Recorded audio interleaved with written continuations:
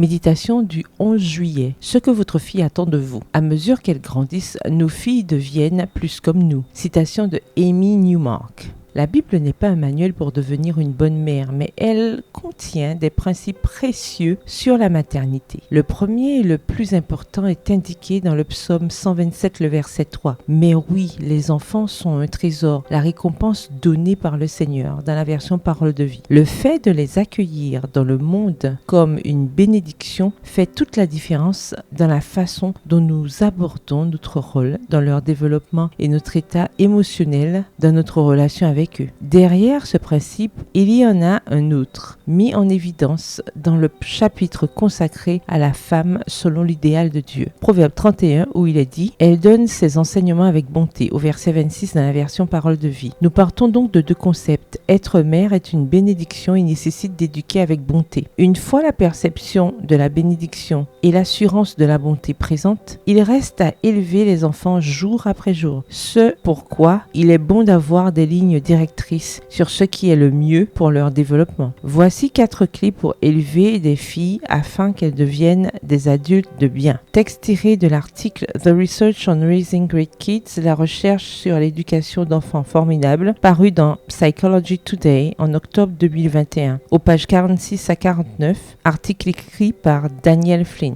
Ce dont une fille a besoin de la part de sa mère est, premièrement, réconfort et soutien émotionnel. Les recherches montrent que lorsqu'une fille a la certitude que sa relation avec sa mère est solide, elle se sent protégée des menaces émotionnelles. La Bible va dans ce sens lorsqu'elle déclare « Comme un homme que sa femme console, ainsi moi je vous consolerai ». Ésaïe 66, verset 13. Deuxièmement, l'acceptation de son propre corps. Selon des études, il existe un lien direct entre la honte et le rejet de son propre corps par une mère et le manque de confiance de sa fille dans sa propre image corporelle. Ne vous regardez donc pas trop dans le miroir et faites savoir à votre fille que quel que soit son corps, il est acceptable. Troisièmement, un mode d'éducation pratique et flexible, fixant des limites claires tout en encourageant l'indépendance avec une discipline qui soutient et non qui punit pour le plaisir de punir. Cela empêche les filles d'éprouver de la honte, un isolement social et d'être sur la défensive. Et quatrièmement, savoir que ses attentes ne sont pas impossibles à satisfaire. Une fille a besoin que sa mère croie en elle et lui dise en des termes tels que « Je sais que tu réussiras à l'université », mais que ses attentes soient réalistes. Votre fille a besoin que vous adoptiez un comportement maternel qui l'aidera à s'épanouir. Gardez ceci à l'esprit. Le verset du jour se trouve dans Ésaïe 49, verset 15 dans la version Bible en français courant. Une femme oublie-t-elle l'enfant qu'elle allait?